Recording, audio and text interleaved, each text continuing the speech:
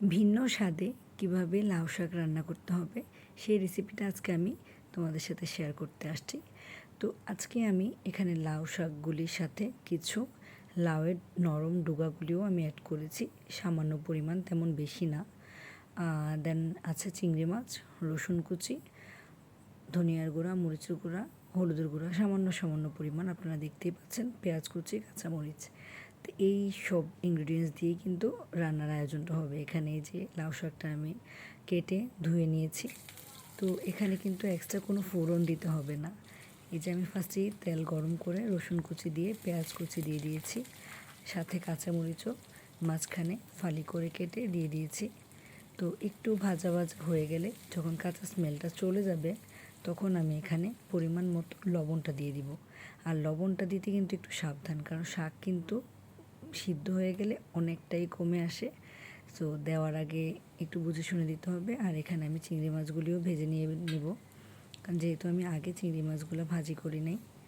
তো শর্টকাট যেভাবে রান্না করা যায় আর কি, আমি সব সময় চেষ্টা করি একটু ডিফারেন্টভাবে রান্না করতে। এক এক সময় আমি এক এক রকম করেই রান্না করতে পছন্দ করি।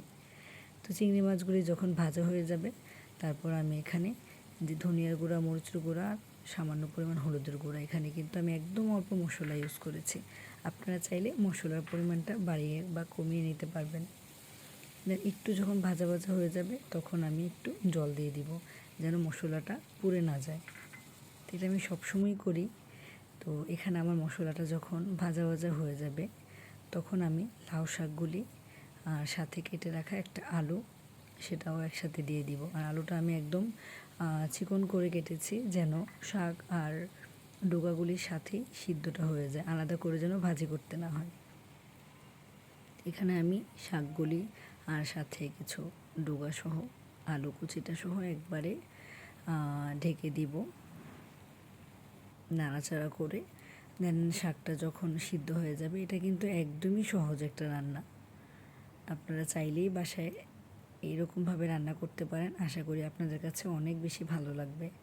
এটাতে অনেক বেশি পুষ্টিগুণ থাকে, কারণ আমি ভাজা ভাজা করব না শাকটা।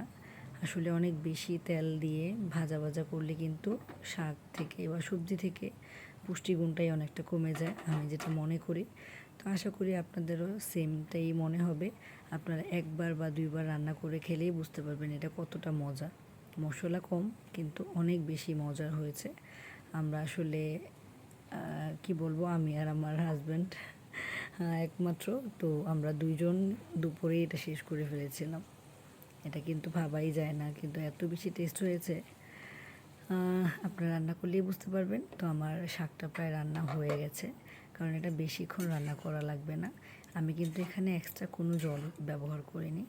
এখানে শাকটা থেকে যে জলটা উঠেছে, সেটা দিয়ে কিন্তু আমি মাখা মাখা করে নামিয়ে নেব। তো শাকটা প্রায় রান্না হয়ে গেছে, দেখতেই পাচ্ছেন কালারটা কিন্তু খুব সুন্দর এসেছে। আশা করি আপনারাও এইরকমভাবে ট্রাই করবেন। আজকে এই পর্যন্তই। ভিডিওটা ভালো লাগলে লাইক অ্যান্ড কমেন্ট করবেন, শেয়ার করবেন, পাশে থাকবেন। ভালো থাকবেন সবাই। শুভরাত্রি।